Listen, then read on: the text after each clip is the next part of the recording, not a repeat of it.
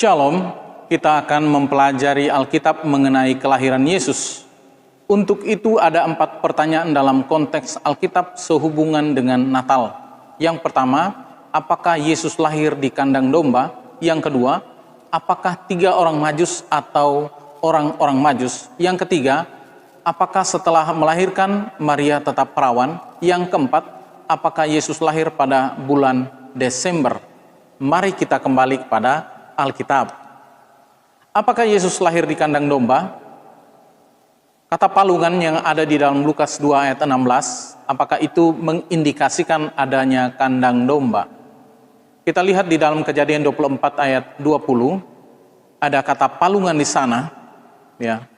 Kemudian kita lihat di Kejadian 30 ayat 41, sebelum ayat 41 dan setelah ayat 41 tidak ada keterangan kandang.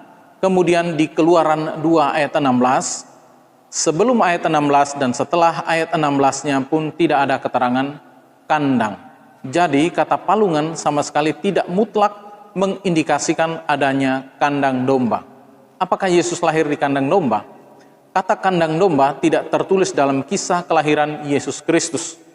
Matius 2 ayat 9, setelah mendengar kata-kata raja itu, berangkatlah mereka dan lihatlah, bintang yang mereka lihat di timur itu mendahului mereka hingga tiba dan berhenti di atas tempat di mana anak itu berada. Di ayat 11-nya, maka masuklah mereka ke dalam rumah itu dan melihat anak itu bersama Maria ibunya, lalu sujud menyembah dia dan seterusnya. Mereka mempersembahkan kepadanya yaitu emas, kemenyan, dan mur. Di dalam King James Version dikatakan and when they were come into the house. Into the house, mereka masuk ke dalam rumah. Mulai saat Yesus dilahirkan sampai bertemu orang-orang Majus itu, Yesus dan orang tuanya tetap berada dalam rumah, atau dengan kata lain, mereka tidak pindah dari kandang domba ke rumah, karena memang tidak ada kata kandang domba dalam cerita ini. Jadi tidak ada istilah kandang domba dalam cerita kelahiran Yesus. Yang kedua, apakah 3 orang Majus atau orang-orang Majus? Matius 2 ayat 16, ketika Herodes tahu bahwa ia telah diperdayakan oleh orang-orang Majus itu, dan seterusnya, diketahuinya dari orang-orang Majus itu. Di dalam terjemahan King James Version diterjemahkan sebagai the wise men.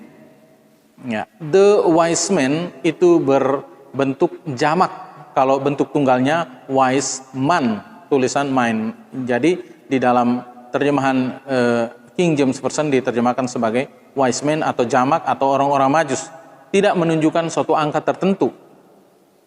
Bisa lebih dari 1, bisa lebih dari 3, bisa juga rombongan. Orang-orang Majus itu membawa 3 jenis hadiah, bukan 3 orang Majus. Secara alkitabiah, angka tidak tertuju kepada orang-orang Majus, tetapi tertuju kepada hadiah. Siapakah the wise men atau orang-orang Majus itu? Di dalam terjemahan Alkitab versi mudah dibaca, diterjemahkan sebagai ahli-ahli nujum. Di dalam Alkitab Berita Baik, ahli-ahli kaji dari bintang timur. Di dalam bahasa Indonesia sehari-hari diterjemahkan sebagai ahli-ahli bintang dari timur. Namun terjemahan secara lurusnya dari kamus bahasa Inggrisnya the wise men artinya orang-orang bijaksana. Yang ketiga, apakah setelah melahirkan Maria tetap perawan? Matius 1 ayat 25, tetapi tidak bersetubuh dengan dia sampai ia melahirkan anaknya laki-laki dan Yusuf menamakan dia Yesus. Lukas 2 ayat 16 ada kata bersalin di sana. Kata bersalin menurut Kamus Besar Bahasa Indonesia artinya sakit hendak melahirkan. Bukti-bukti Alkitab bahwa kata bersalin adalah melahirkan secara normal. Imamat 12 ayat 2, ya, katakanlah kepada orang Israel, apabila seorang perempuan bersalin dan melahirkan anak laki-laki, maka najislah ia selama 7 hari, sama seperti pada hari-hari ia bercemar kain, ia najis. Dalam 1 Samuel 4 ayat 19, duduklah ia berlutut, lalu bersalin, sebab ia kedatangan sakit beranak. Terjemahan lama di dalam Kejadian 38 ayat 27, ada kata beranak di situ. Beranak artinya bersalin. Kemudian di ayat 28 juga ada kata beranak, artinya bersalin juga. Yesus juga memiliki saudara dan saudari, terbukti di dalam Matius 12 ayat 46, Matius 13 ayat 55 dan 56, Markus 6 ayat 3, Yohanes 2 ayat 12. Ini berarti Maria pun memiliki anak yang lain selain Yesus sendiri. Dengan demikian, Maria ibu Yesus keadaannya sama dengan ibu-ibu pada umumnya yang juga memiliki keturunan dari hasil perkawinan. Yang keempat, apakah Yesus lahir pada bulan Desember? Ini juga sudah saya siarkan pada siaran sebelumnya, tapi baiklah saya mengingatkan lagi. Berdasarkan Lukas 1 ayat 26, dalam bulan yang ke-6 Allah menyuruh malaikat Gabriel pergi ke sebuah kota di Galilea bernama Nazaret. Sesuai dengan ayat ini, maka perhitungan di mana Maria mulai mengandung yaitu jatuh pada bulan ke-6. Mari kita menghitungnya berdasarkan Alkitab, karena banyak yang sekarang menggunakan perhitungan tidak berdasarkan Alkitab. Ada beberapa buku yang saya gunakan sebagai referensi untuk menjelaskan kalender bahwa kapan Yesus lahir.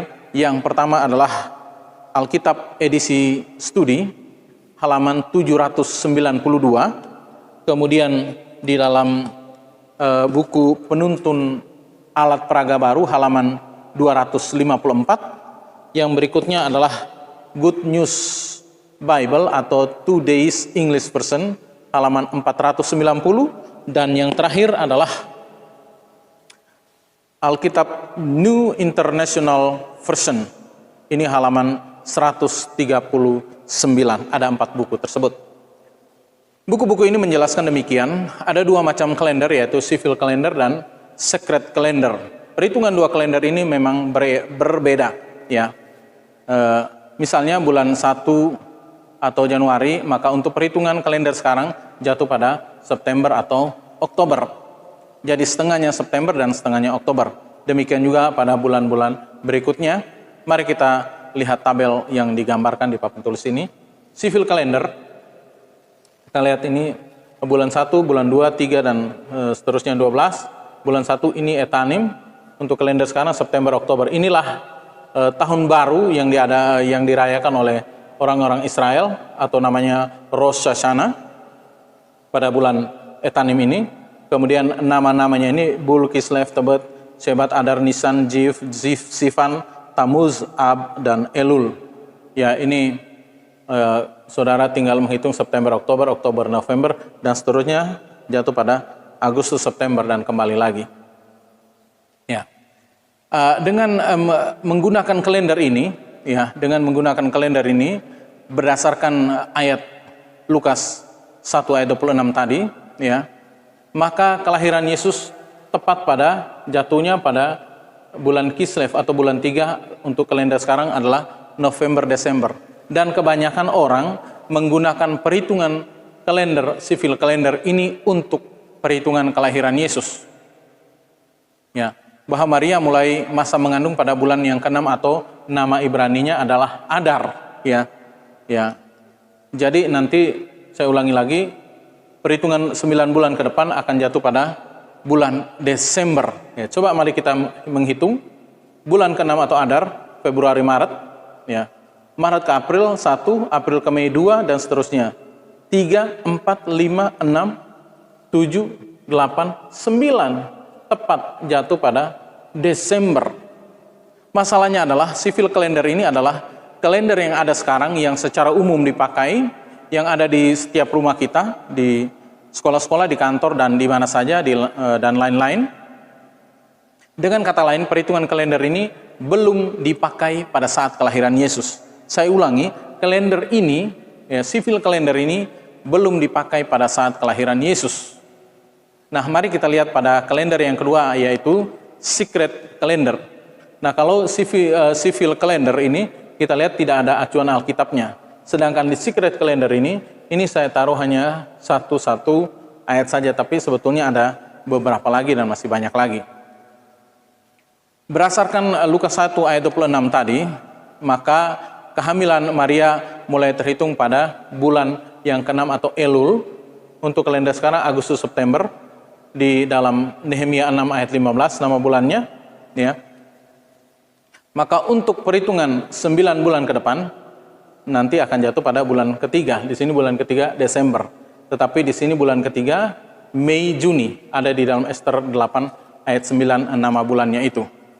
Maka mari kita menghitung bulan 6 atau Elul, yaitu jatuh pada Agustus September, yaitu September ke Oktober 1, Oktober ke November 2, dan seterusnya 3, 4, 5, 6, 7, 8, 9, maka jatuh pada Mei Juni, bulan ketiga atau Sivan. Ya, jadi berdasarkan kalender ini adalah Mei Juni, dan ini civil kalender adalah di Kislev November Desember. Perayaan Natal memang diakui oleh dunia namun tidak diakui oleh Alkitab. Pertanyaannya, apakah kita lebih taat kepada manusia atau kepada apa yang tertulis di Alkitab? Janganlah kita memaksakan Alkitab untuk menyetujui tindakan kita yang sebenarnya sama sekali tidak ada di Alkitab. Sebelum ada perayaan Natal, ada perayaan tradisi penyembahan kekafiran, yaitu kelahiran Dewa Matahari yang jatuh pada 25 Desember. Untuk memenangkan para penyembah-penyembah kafir ini, maka gereja pada awal abad keempat juga mengadopsi tanggal 25 Desember ini menjadi hari kelahiran Yesus Kristus. Nah, berdasarkan sejarah, perayaan Natal pada bulan Desember adalah tindakan manusia dan bukanlah perintah Alkitab. Jadi secara seremonial ataupun perayaan Natal pada bulan Desember atau pada bulan lain dan tanggal berapapun bukanlah perintah Alkitab.